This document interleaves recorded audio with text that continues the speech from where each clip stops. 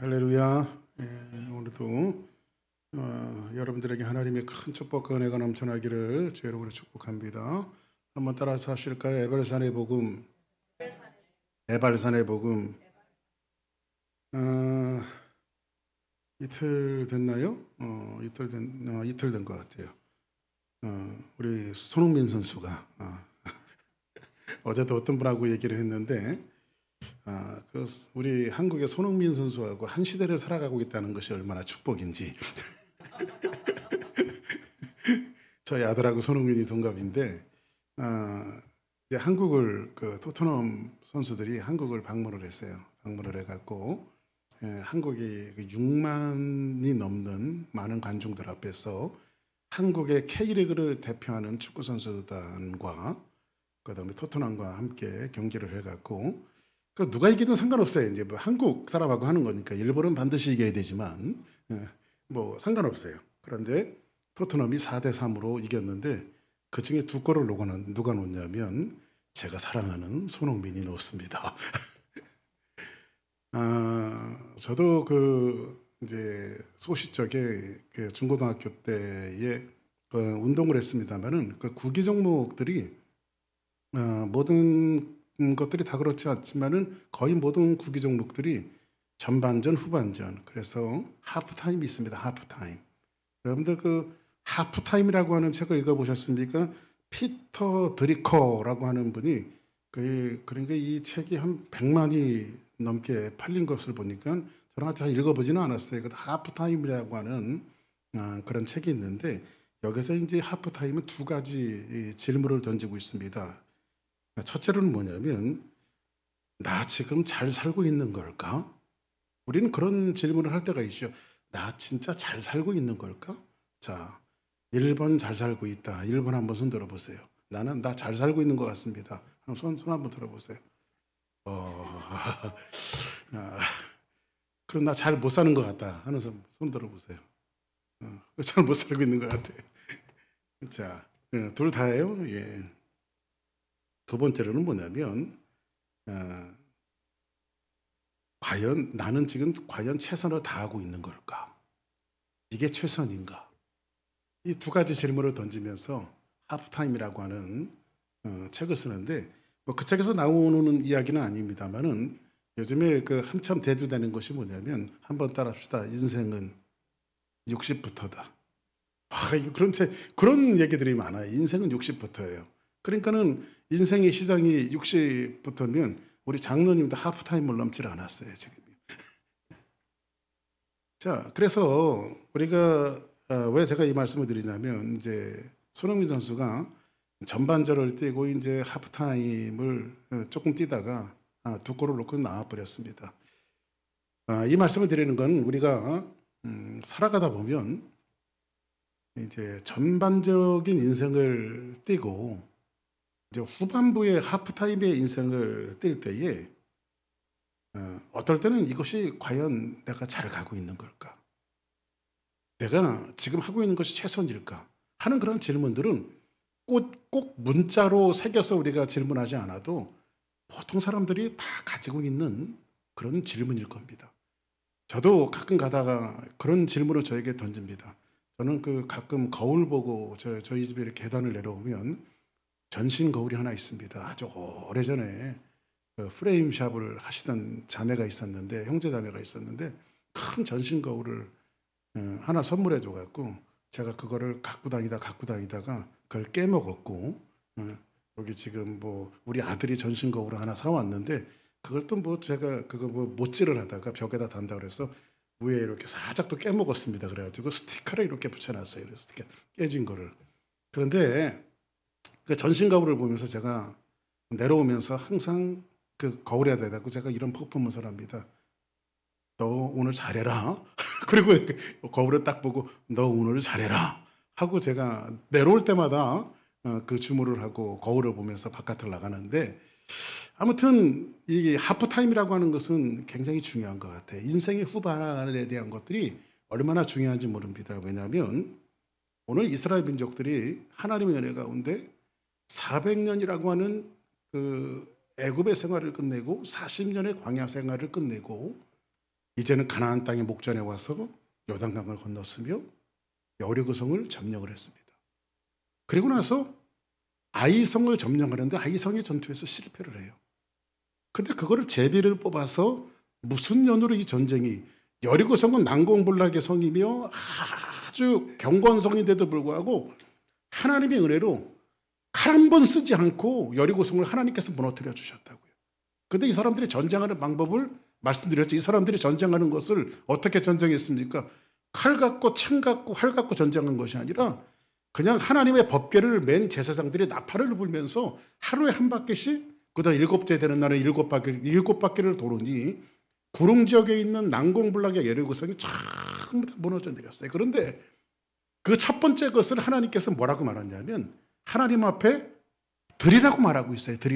드리라고 하는 말은 전부 다 뭐라고 말씀드렸죠? 죽여라. 그러니까는 언제나 첫 번째 것은, 한번 따라하겠습니다. 언제나 첫 번째 것은 다 하나님의 것이다. 아멘. 그 저희 어머니는요, 옛날에는 고추장 된장을 담잖아요. 여러분들 꼭 그렇게 하라는 게 아니라 옛날에는 저희 어머니가 된장 맛이 끝내주거든요. 저희 어머니가 된장 담고 고추장을 담으면요, 다 담고 나갔고요, 조그만 항아리에다가 그걸 또 담아요. 그래가지고 어릴 때 보면 뭐 하시려고 그러니까 뭐 하시려고 하는 거냐고 그랬더니 물어보면요, 첫 번째 것이라 목사님 갖다 드리려고 한다 그러더라고요. 항아리에 담아갖고. 한번 따라합시다. 첫 번째 것은 목사님 거다. 저희 어머니가 그랬어요. 저희 어머니가 집안 울타리 같은 데다가 호박 같은 거 심어놓으면요, 오이 같은 거 심어놓으면 꼭 첫 번째 것을 따다가 그 목사님 드려요. 목사님. 왜 그렇게 하냐고 어릴 때 좀 불만을 했었는데 제가 목사가 되고 나서 보니까 참 잘한 것 같아요. 그게. 근데 첫 번째 것이 다 하나님의 것인데, 여리고성이 지금 이스라엘 민족이 길갈까지 왔을 때 길갈에서 하나님이 40년 동안 내려줬던 만나가 끝쳐버렸어요. 그럼 왜 40년 동안 내려줬던 만나를 왜 끝쳤을까요? 그건 뭐냐면 이제는 너희 조상 아브라함에게 약속했던 젖과 꿀이 흐르는 땅을 너희에게 줄 테니까 너희 들어가라는 거예요. 근데 그 전쟁은 너희들의 전쟁이 아니라 여호와의 군대 장관이 와서 내가 하는 전쟁이다. 그러니까 인생의 전쟁은 우리의 전쟁이 아니라 누가 하는 전쟁이에요? 다 하나님이 하시는 전쟁이에요. 아멘. 그래서 우리가 어떤 주의 일을 할 때에도요, 우리가 모든 것들을 갖추고 모든 것이 있어서 모든 것들을 해나갈 때는요, 이건 자기의 공력과 자기의 의지거든요. 그러나 할 수 없는 가운데 하나님을 믿고 나갔더니 여리고성이 무너져 버렸다고요. 할렐루야. 그리고 나서 하나님 앞에 전부 다 첫 번째 것을 다 들여서 죽여야 되는데 거기에 아이성의 전투에서 실패하고 난 이스라엘 민족들이 제비를 뽑아보니 누구의 죄악이 있었어요? 아간의 죄악이 있었습니다. 그래서 하나님의 것을 죽여서 드려야 되는데도 불구하고 두 가지 죄악이 있었는데, 첫 번째는 뭐냐면 하나님의 것을 하나님 앞에 드려야 되는데도 죽여야 되는데도 불구하고 아간이 자기가 착복한 것이 있어서 하나님께서 그 전쟁을 실패하게 만드셨고, 두 번째로는 뭐냐면 이스라엘 민족이 크게 싸움을 싸웠어요. 여리고성은 엄청난 큰 성인데 아이성은 사실 여리고성의 10분의 1밖에 안 되는, 10분의 1도 되지 않는 아주 작은 성이에요. 근데 여기에서 이 전쟁의 원리를 이 사람들은 교만해져서 우리가 뭐 여리고성도 뺏었는데 이 작은 성 하나쯤이야, 이렇게 생각했을 때에 그들이 전쟁에서 실패했던 것들을 보게 되어지고, 이제 그 아간의 모든 죄악을 처단하고 이스라엘 민족이 다시 한번 무장해서 결국은 아이성의 전쟁도 승리로 하나님께서 이끌어 주시는 것을 우리는 지난주까지 봤습니다. 그렇다면 오늘은 이제 여러분들과 함께 에발산의 복음인데, 하나님께서 이스라엘 민족을 아이성의 전쟁까지 승리하게 하시고 이제 하프타임 지점에 온 거예요. 하프타임. 두 번의 전쟁을 끝마치고 하나님께서 이 이스라엘 민족을 어디에 세우냐면 에발산에 세우십니다. 어디요? 한번 따라하겠습니다. 에발산. 에발산에 세우시는데 한번 볼까요? 자, 오늘 여호수아서 8장 30절 같이 한번 읽어봅시다. 시작. 그때 여호수아가 이스라엘의 하나님 여호와를 위하여 에발산에 한 제단을 쌓았으니. 자, 그러면 여리고성을 점령하고 아이성을 점령하고 난 이후에 이스라엘 민족들이 하나님의 승리를 만끽하고 난 이후에 하나님께서 이스라엘 민족 공동체 전체를 갖다가 지금 어디에 세우냐면 그때 여호수아가 이스라엘 하나님 여호와를 위하여 에발산에 한 제단을 쌓으니 이렇게 말합니다. 어느 산에 세웠어요? 에발산에 세웠습니다. 그러면 이 에발산은 이스라엘 민족에게 가지고 있는 한 가지 의미가 있어요. 몇 가지 의미가 있어요. 이 에발산은. 이 에발산이 어디 있나요? 한번 따라하겠습니다. 에발산은 세겜에 있다. 아멘? 자, 보세요. 그러면 이 세겜이라고, 에발산이 있는 세겜이라고 하는 것은 이스라엘 민족에게 역사적으로 어떤 의미를 갖고 있냐면 이런 의미를 갖고 있어요. 자, 제가 창세기 12장 5절을 한번 읽어드릴게요. 아브람과 그의 아내 사레와 조카 놋과 하란에서 모은 모든 소유와 얻은 사람들을 이끌고 가나안 땅으로 가려고 떠나서 마침내 가나안 땅에 들어갔더라. 자, 지금 하나님께서 아브라함을 불러내시는 사건이거든요. 아브라함을 불러내시는 사건인데 사실은 아브라함이 그의 아내 사레와 조카 놋과 하란에서 모은 모든 소유를, 그러면 지금 아버지와 함께 거했던 것이, 아브라함의 아버지 이름이 뭐죠? 아버지 이름이 데라잖아요. 데라. 근데 이 데라는 어떤 의미를 갖고 있냐면 이런 의미를 갖고 있어요. 지체하다, 지연시키다. 그러나 아브라함의 아버지 데라의 이름은 지체하게 하고 지연시키는 의미예요. 그러면 지금 아브라함이 갈대아 우르를 떠나서 지금 어디까지 왔냐면 하란까지 왔어요. 근데 아버지와 함께 이때 마치 아버지가 지체했던 지연시켰던 아버지가 죽고 나서 이제 아브라함이 그때야 비로소 어떻게 한 거예요? 하란을 떠나서 하란에서 모은 모든 소유와 얻은 사람들을 이끌고 어디로 가려고?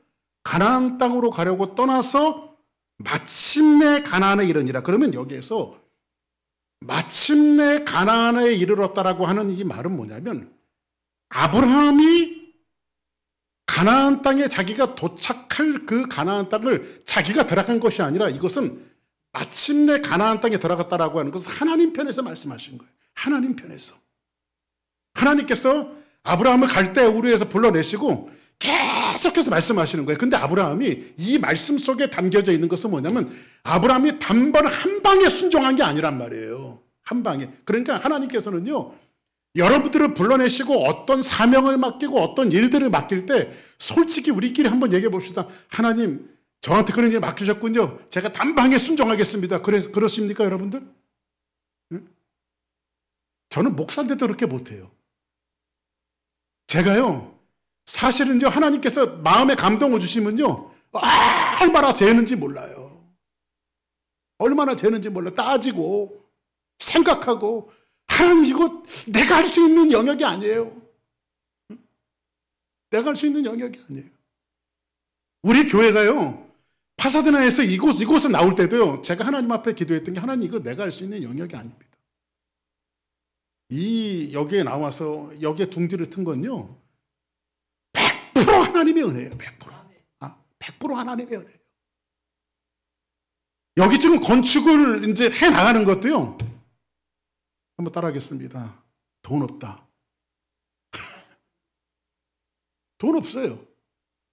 근데 지난 뒤안길대로 돌아보면요, 하나님께서 하신 일들이 돈 갖고 하시게 한 일들이 아니었더라고요.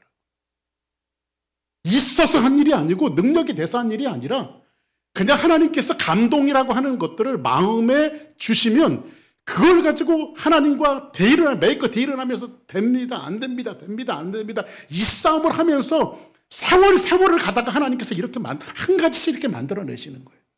그러면 하나님께서 아브라함을 갈대아 우르에서 불러내실 때에 하나님 가나안 땅을 주신다고 우리가 거기에 가까이 하면서 아브라함이 식소들을 이끌고 한꺼번에 간 것이 아니라 하나님께서 하란에서 그냥 지연시키고 머물러 있던 그 아브라함을 독려하시고 계속해서 너는 가나안 땅에 가야 된다 하는 이 말씀을 계속해서 말씀하셔서 하나님 편에서 마침내 누가? 아브라함이 가나안 땅에 들어가게 되어지는 거예요. 근데 아브라함이 마침내 가나안 땅에 들어가게 되어지는데 이 가나안 땅에 들어갔을 때의 첫 번째 목적이 어디냐면 바로 세겜이에요. 세겜. 그러면 그 세겜에 뭐가 있냐면 에발산이 있어요. 에발산이. 자, 창세기 한번 또 봅시다. 자, 창세기 33장. 자, 아브라함의 이야기가 나오는데 창세기 33장 야곱의 이야기가 나와요. 자,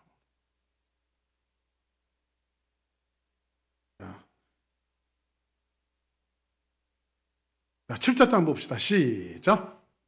아브라함에게 나타나 이르시되 내가 이 땅을 내 자손에게 주리라 하신지라. 자, 그럼 가나안 땅에 아브라함이 들어갔을 때 내가 이 땅을 내 자손에게 주리라 하시니라. 그러면 가나안 땅에 아브라함이 들어갔는데 마침내 하나님이 아브라함을 설득하고 또 설득하고 또 설득해서 박규석이를 하나님께서 설득하고 또 설득하고 설득해서 여기까지 오게 하신 것처럼 하나님은 아브라함을 설득하고 또 설득해서 하나님의 열심으로 지금 어디에 오게 하셨어요? 가나안 땅에 오게 하셨어요. 근데 그 가나안 땅이 어디라고요? 거기에 제단을 쌓는데 그 땅이 바로 세겜이며 세겜의 목전에는 뭐가 있다고요? 에발산이 있습니다. 자, 그러면 창세기 33장 18절 시작.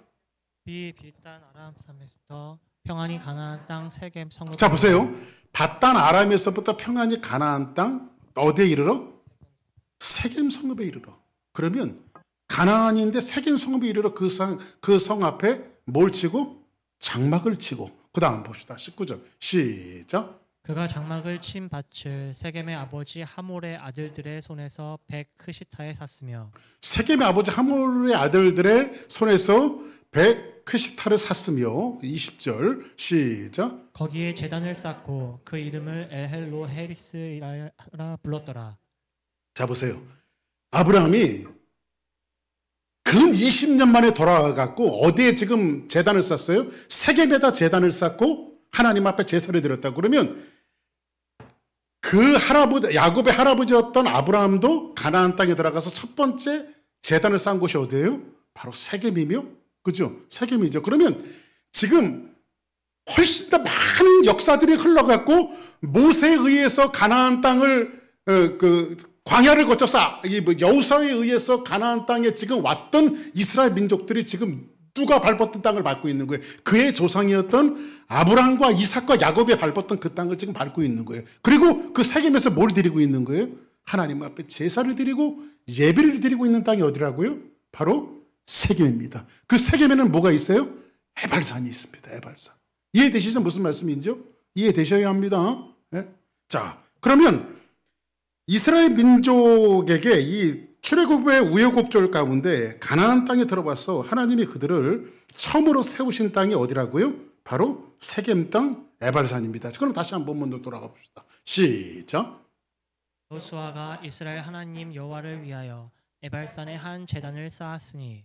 자, 보세요.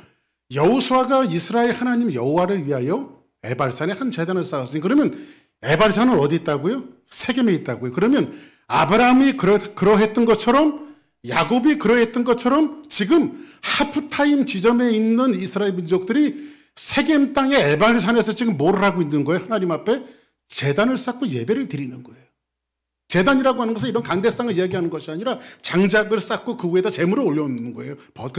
그때 제사들이 번제를 드리는 제사니까 태워서 드리는 제사를 지금 올려놓는 겁니다. 그 다음 31절 시작. 이는 여호와의 종 모세가 이스라엘 자손에게 명령한 것과 모세의 율법에 기록된 대로 새 연장으로 다듬지 아니한 새 돌로 만든 제단이라. 우리가 여호와께 번제물과 화목제물을 그 위에 드렸으며. 자, 요 설명은 제가 조금 이따 다시 한번 드릴게요. 이스라엘 자손에게 명령한 것과 모세 율법책에 기록된 대로 새 연장을 다듬지 아니한 새 돌로 만든 제단이라. 우리가 여호와께 번제물과 화목제물을 그 위에 드렸어요. 지금 어디에서요? 세겜에서, 에발산에서 지금 하나님 앞에 제사를 드리고 있습니다. 그러면 모세를 통해서 하나님께서 이미 약속한 땅이 이 땅인데, 이미 하나님께서 모세를 통해서 이미 약속한 땅을 신명기에서는 뭐라고 말하고 있냐면 봅시다. 11장 8절 시작. 그러므로 너희는 내가 오늘 너희에게 명하는 모든 명령을 지키라. 그리하면 너희가 강성할 것이요 너희가 건너가 차지할 땅에 들어가서 그것을 차지할 것이며. 자, 그럼 이스라엘 민족이 그 차지할 땅에 지금 온 거예요. 그죠? 그러면 가나안에 들어가기 전에 이 땅 신명기는 가나안에 들어가서 쓴 책이에요? 들어가기 전에 쓴 책이에요? 들어가기 전에 모세가 있어 준 거잖아요. 그죠? 근데 지금 이스라엘 민족들이 모세가 말한 대로 건너와서 지금 너희가 건너가 차지할 땅에 들어가서 그것을 차지할 것이라고 말하잖아요. 모세가. 그죠? 그리고 나서 자 11장 26절 한번 봅시다. 자 시작. 내가 오늘 복과 저주를 너희 앞에 두나니. 자 그러면 하나님께서 지금 무슨 말씀을 하시냐면 내가 오늘 신명기에서는 내가 오늘 복과 저주를 너희 앞에 두나니. 자 그러면 우리의 인생사는요 복과 저주가 항상 따라다닙니다. 어떻게 우리가 하나님의 복을 차지하느냐, 어떻게 해서 저주스러운 인생을 살아가느냐, 이런 문제가 항상 우리에게 수식어처럼 따라다니는데 그 다음 볼까요? 27절 시작. 너희가 만일 내가 오늘 너희에게 명하는 너희의 하나님 여호와의 명령을 들으면 복이 될 것이요. 자 보세요. 여호와의 명령을 들으면 뭐가 될 것이요? 복을 받을 거래요. 한번 따라합시다. 하나님의 명령을 지키면. 옆에 분들 보시면서 복 받는데요. 시작. 할렐루야. 한번 따라합시다. 복은 좋은데 말 듣는 건 싫다. 그죠? 복은 좋은데 말 듣는 게 싫어요. 자 28절 봅시다. 너희가 만일 내가 오늘 너희에게 명령하는 도에서 돌이켜 떠나 너희 하나님 여호와의 명령을 듣지 아니하고 본래 알지 못하던 다른 신들을 따르면 뭘 받을 것이다? 저주를 받을 것이다. 그러면 이 다른 신에 대한 영역은 뭘까요? 하나님을 제외한 그 모든 것들을 이야기하고 있어요. 하나님을 제외한 모든 것들.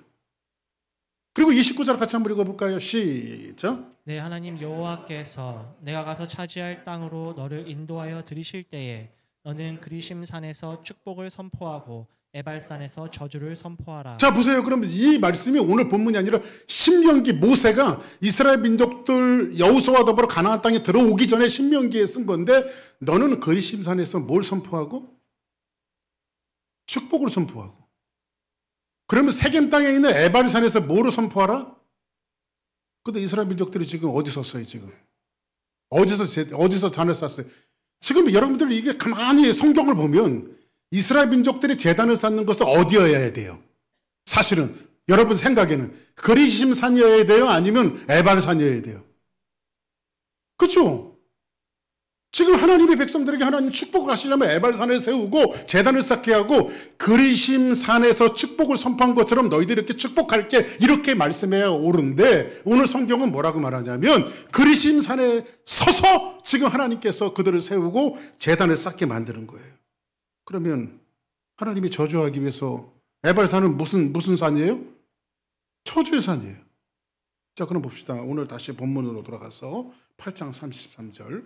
자, 온 이스라엘과 그 장로들과 관리들과 재판장들과 본토인뿐만 아니라 이방인까지 여호와의 언약궤를 맨 레위 사람 제사장들 앞에 괴의 좌우에 서되 절반은 그리심산 앞에 절반은 에발산 앞에 섰으니 이는 전에 여호와의 종 모세가 이스라엘 백성에게 축복하라고 명령한 대로 함이라 이렇게 말합니다. 자 그러면 오늘 여호수아에서 와서는 여기 저주라고 하는 말이 있어요 없어요?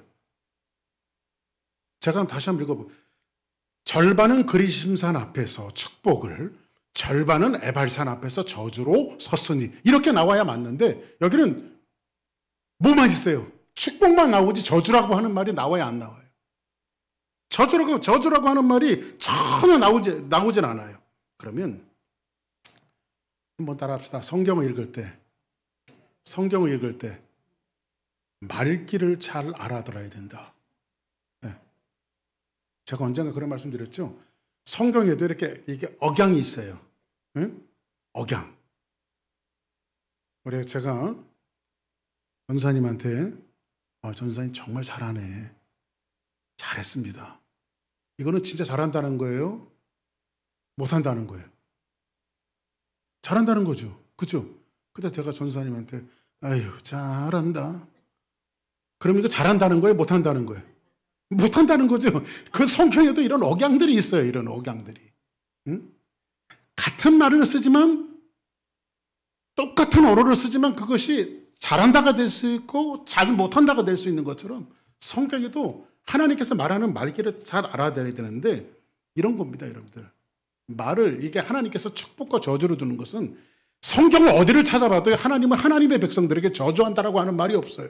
이 말은 뭐냐면 에발산에서 저주를 선포하는 것은 그리심산에서 축복을 선포하고 에발산에서 저주를 선포하는 것은 왜 하나님께서 이 두 가지를 우리 앞에 뒀냐면 이런 겁니다. 애가요 지긋지긋하게 말을 안 들어요. 애가 키우는데 그러면 엄마가 막 야단치다가 화딱지가 나니까 야 그따위로 하려면 너 집이 나가! 그러면 이게 진짜 집 나가라는 소리예요? 말 잘 들으라는 소리예요? 그렇죠. 집 나가라는 소리가 아니고 말을 잘 들으라는 소리잖아요. 그랬더니 데니가 있다가 드디어 우리 엄마가 내 말귀를 알아듣는구나. 집 나가겠습니다. 하고 딱 나가면 어떻게 될까? 응? 그죠? 그리고 성경에서 여기서 하나님께서 지금 말 그대로 도치법을 쓰는 거예요. 도치법을. 이런 방식으로 너에게는 자유가 있다 없다. 적어도 자녀들을 훈육하면서 부모가 아이들을 키울 때는 최대한 아이들한테 자유를 박탈합니다. 자유가 싫어서도 아니라 부모의 규례와 법도에서 자란 아이들이 올바르게 자라기 때문에 그렇습니다. 그죠? 부모의 그늘과 부모의 법이 없는 아이들은요, 그걸 뭐라고 말하는 고아라고 말하는 거예요. 탈선하고요, 부모의 법이 없기 때문에. 그러나 저 아이들이 자라날 때 부모가 테두리를 두고 자꾸 저들의 자유를 박탈시키는 이유는 뭐냐면 여기에 부모의 사랑이 들어가 있는 거죠. 잘 되라고 하는 사랑이 들어가 있는 거죠. 그러면 하나님께서 너 반드시 내가 그리심산에서 너희들을 축복할 거지만 너는 말 안 들면 아주 혼날 줄 알아. 지금 이 말씀을 하고 계신 거지 하나님이 저주하겠다는 말이 아니거든. 이 말씀이. 지금 에발산에 하나님께서 그들을 세우시고 에발산의 대표적인 대명사는 뭐예요? 저주의 산이잖아요. 그렇죠? 근데 이 저주를 선포한 그 산에서 이스라엘 민족들 하프타임에 세우시고 이스라엘 민족들이 에발산에 딱 도착하자마자 아브라함의 어떤 향수를 생각했을 모세가 한 말을 생각했을까 안 했을까요? 모세가 한 이야기를 생각했을까? 이 땅이 저주를 선포하는 산인데 왜 우리를 여기에 세웠지? 그러면서 하나님께서 하시고 싶은 이야기는 뭐예요? 너희들이 이렇게 저주한다라고 하는 것이 아니라 너희들이 하나님의 명령과 법규에서 떠나면 결국은 하나님의 진노를 살 수밖에 없다. 그래서 너희들에게 내가 너희들의 자유를 박탈하는 거니까 너희들은 너희의 자유로 살지 말고 하나님의 자유로 살아라. 할렐루야. 진짜 행복이 뭔지 아십니까? 우리 자유껏 살아가는 것은 이걸 타락이라고 말하고요. 방황이라고 말하고요. 방종이라고 말하는 거예요. 근데 하나님의 방식대로 살아가는 것이 그것이 행복이고 축복이에요. 때로는 하나님께서 나를 구속하시는 것 같고 자꾸 귀찮게 만드는 것 같지만 하나님께서 우리를 인도하시는 대로 자꾸 여기 가도 걸리고 저기 가도 걸리고 걸리는 것들이 얼마나 많은지 몰라요. 어떨 때는요. 하나님께서 무슨 감동을 주시잖아요. 제 마음속에 어떤 감동을. 그러면 이게 과연 하나님의 뜻인가 아닌가 그러는데 여러분들 제 집 사람들 요즘에 말끝마다 얘기하는데 여러분 하나님의 음성을 듣습니까? 안 듣습니까? 여러분 하나님의 음성을 들어요? 안 들어요? 네? 어떻게 들어요? 요염한 영음하시네. 네? 감동을 해요? 여러분들 우리가 하나님이 제가 지금 마이크에 대고 여러분들에게 이야기하는 것처럼 이렇게 하지는 않아도요. 생활과 삶 속을 통해서 하나님께서 끊임없이 우리는 하나님의 음성을 다 듣고 살아요. 저와 여러분들이. 예? 내가 어떨 땐 재고 있잖아요. 재고 있으면요. 어쩌다가 성경을 이렇게 가다가 오늘 성경제 읽어볼까 해갖고 피면 그 소리야. 이거 잘못 핀 거야 이거. 다시 펴도 그 소리고. 어떨 때는요. 핸드폰에서 성경 구절 한 권씩 시간 되면 한 구절씩 이렇게 올라오거든요. 그러면 한 번씩 이렇게 봐요. 성경 구절을. 응? 한 번씩 올라오는 것도 그 소리고. 한번 따라합시다. 이게 하나님의 음성이다. 그죠? 순종하라고 하나님께서. 그러니까 하나님이 우리를 저주하는 목적으로 하신 것이 아니라 축복하기 위해서. 그렇다면 지금 이스라엘 민족을 그리고 아브라함을 가나안 땅에 인도하듯이 이스라엘 민족을 여기까지 인도하신 분이 누구십니까? 하나님이십니다. 그리고 그 하나님은 거기에 단을 쌓으라고 말씀하십니다. 다시 한번 31절에 보니까 이는 여호와의 종 모세가 이스라엘 자손에게 명령한 것과 모세 율법책에 기록된 대로, 자 보세요. 하나님께 제사를 드리는데 모세에게 명령한 것과 모세의 율법책에 기록된 대로 보세요. 새 연장으로 다듬지 아니한 새 돌로 만든 제단이라. 그러니까 보세요. 새로 제단을 쌓을 때 짐승이 각을 떼기 위해서 단을 쌓잖아요. 단을 수축하고 거기에 장작을 올리고, 그렇죠? 근데 여기서 보니까는 새 연장으로 다듬지 않는 새 돌로 만든 제단이라. 이건 뭐냐면 새로 짜갖고 벽돌처럼 네모나게 탁탁탁 만들었다는 거예요? 아니면 있는 그대로 쌓았다는 거예요? 어떤 거예요, 여러분들? 있는 그대로 쌓은 거예요. 돌이 이런 모양으로 생겼든지 네모난 모양으로 생겼든지 세모난 모양으로 생겼든지 그걸 갖다 그대로 그냥 쌓은 거예요. 새 연장으로 다듬지 않고. 왜 다듬지 않았을까요? 제단은 뭐예요? 하나님 앞에 번제를 드리고 화목제를 드리는 것은 뭐예요? 거기에서 누가 앞으로 소멸되어지고 거기에서 어떤 사건이 속죄의 사건이 이루어지고 예수 그리스도의 속죄의 사건으로 구원의 사건이 이루어질 거 아니에요, 그죠? 여러분들, 이 기독교 역사는요, 기독교 역사는 한번 따라 합시다. 소멸되는 것이 구원의 역사다. 그러니까 여러분들, 우리가 하나님을 까딱하고 잘못 이해하면요, 하나님을 기복적으로 이해하는 것들이 굉장히 많이 있는데, 사실은 예수님이 십자가에서 소멸되셨기 때문에 구약의 역사는 이제 제단에서 처음부터 제물때 소멸되는 역사에 죄가 되어지고, 그죠? 그래서 죄가 덮음을 받았잖아요. 그죠? 구약의 역사가 소나 비둘기나 양이나 염소들이 소멸되어져서 거기서 태워져서 속죄함을 받았잖아요. 그죠? 근데 그 예수님이 단번에 십자가에서 한 번에 소멸되어 주심으로 세상이 구원을 받았다고.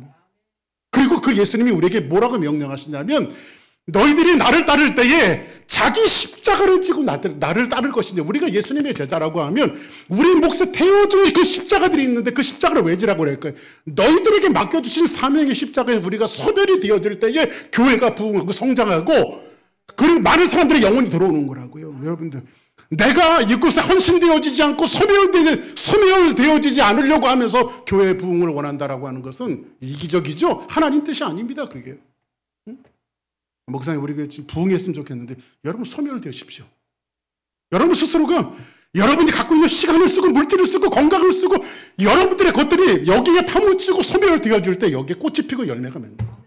그게 기독교 역사잖아요. 그렇죠? 나는 안 하려고 뒷찜질하면서 뒤에서 판단이나 하고, 응? 그래서 여러분들, 성경은 판단하라고 하지 않아요. 자기 십자가에서 소멸되어지라고 말하죠. 이게 기독교 역사고 하나님 우리에게 가르쳐 주신 아주 단순한 영적인 원리잖아요, 이게. 새 연장으로 다듬지 아니한, 이것은 뭐냐면 화목제물은 구원의 전제의 제사인데, 에발사는 이들은 저주와 축복을 상기시키면서 다듬지 않는 것은 뭐냐, 여기엔 너희의 공적과 너희들이 새로 다듬어서 이 구원의 역사는 너희들의 행위로 만들어지는 것이 아니고 그냥 단지 그 하나님의 은혜, 자연스러운 하나님의 은혜로 만들어진 것이라고 하는 사실을 성경에서 말하고 싶은 거예요. 그래서 연장으로 다듬지 않는 돌을 성경은 쌓았다고 말하고 있는 거예요. 연장으로 다듬지 않는 돌. 그래서 구원은 우리의 연장으로 다듬는 게 아니에요. 자연스럽게 이루어지는 24절, 출애굽 20장 24절 한번 볼까요? 시작. 내게 토단을 쌓고 그 위에 내 양과 소로 내 번제와 화목제를 드리라. 내가 내 이름을 기념하게 하는 모든 곳에서 내게 임하여 복을 번제와 화목제를 드리라. 내가 내 이름으로 기념하는 모든 곳에서 내게 임하여 뭘 주리라? 복을 주리라. 자, 그 다음 절을 볼까요? 25절 시작. 내가 내게 돌로 제단을 쌓거든 다듬은 돌로 쌓지 말라. 내가 정으로 그것을 쪼면 부정하게 함이니라. 구원은 우리의 행위와 우리의 능력과 돌로 쪼는 그런 행위가 들어가는 것이 아니라 하나님이 이루어놓으신 역사랍니다. 할렐루야. 그래서 하나님 앞에 제단을 쌓을 때는 돌로 이 연장으로 다듬는 것으로 제단을 쌓는 것이 아니에요. 말씀을 정리할게요. 인간은 인위적이고 연장으로 다듬는 것으로 되는 것이 아니라 하나님의 구원은 하나님께서 어린 양 예수 그리스도를 통해서 주시는 은혜이다. 아멘. 이것을 뭐라고 말합니까? 하나님의 은혜. 하나님의 은혜라고 설명한 겁니다. 한 절만 더 보고 오늘 8장 34절입니다. 같이 한번 봅시다. 시작. 그 후에 여호수아가 율법책에 기록된 모든 것대로 축복과 저주하는 율법의 모든 말씀을 낭독하였으니. 하프타임쯤 되는 세겜의 에발산에서 그 후에 여호수아가 율법책에 기록된 모든 것대로 축복과 저주하는 율법의 모든 말씀을 모든 백성 앞에서 낭독을 했어요. 이 말은 뭘까요? 우리가 여리고성을 점령하고 아이성을 점령하고 이제 앞으로 점령할 모든 이 성들이 있는데 이 하프타임쯤에 와서 하나님의 말씀을 낭독한 것은 우리가 말씀대로 살아야 하고 하나님의 말씀대로 살아야만 저 땅을 하나님께서 우리에게 주시고 자손들에게 주실 것이라고 하는 사실을 오늘 말씀을 통해서 이야기해 주고 있습니다. 제가 여러분들의 항상 하는 말씀 이겁니다. 여러분들 신앙과 믿음 생활을 여러분들 항상 우선순위로 생각해서는 안 됩니다. 교회 가는 것이 우선순위, 하나님 앞에 드리는 것이 우선순위. 여러분, 성경은요, 신앙생활하는 것을, 믿음 생활하는 것을 우선순위에 두라고 말하지 않아요. 신앙생활은 이제 이겁니다. 전부 아니면 전무입니다. 다여야지 1번, 2번, 3번 해갖고 1번 우선순위 하나님 이렇게 두라고 성경은 얘기하지 않아요. 그냥 전부 다 한 거예요, 우리에게. 그죠? 언젠가 그런 말씀 드렸죠. 저희 집사람이 저한테 질문을 했습니다. 여보, 당신 인생 속에서 내가 몇 번째야? 이 사람아, 그건 말이라고 해. 당신이 첫 번째지. 기분 좋아요, 안 좋아요? 그럼 혹시 두 번째는? 그거는 미스 김. 두 번째는 미스 김이고, 세 번째도 있어. 세 번째는 미스 박. 그러면 어떻게 될까요? 딱 귀가 한 대 날라오죠. 여러분들, 신앙생활은 우선순위를 매기는 게 아니에요. 그냥 전부 다 합니다. 아멘? 하나님이 1번이 아니라 하나님 전부 다예요. 아멘? 하나님이 첫 번째가 아니라 하나님이 전부 다인 거예요, 우리에게. 이게 성경은 뭐라고 말하냐면 거룩이라고 말하는 거, 거룩. 내가 너희들에게 거룩하니 너도 내 앞에서 거룩할지니라. 호세아가 간음하며 바람 펴서 나갔던 그 고멜을 다시 데리고 와서 하는 말이 뭔지 아십니까? 다시는 그런 죄를 짓지 말라.